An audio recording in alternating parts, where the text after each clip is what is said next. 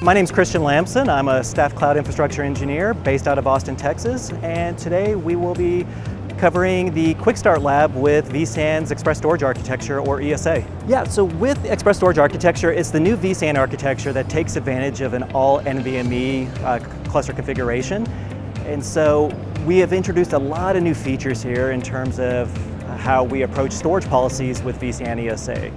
In a nutshell, we can ingest everything as a mirror, and then over time, we will go ahead and convert those to either a RAID 5, RAID 6 in the back end. So we'll be able to showcase that with this lab.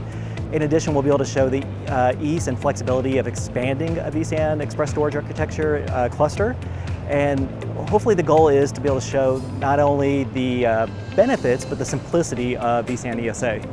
Yeah, the typical user will be those that may have already been familiar with the original storage architecture of vSAN. In fact, we have two other labs that will specifically showcase those features and benefits.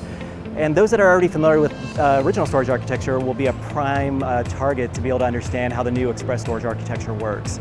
Or those that maybe are coming from a much faster traditional storage environment that want to take advantage of the fastest that we have to offer as well.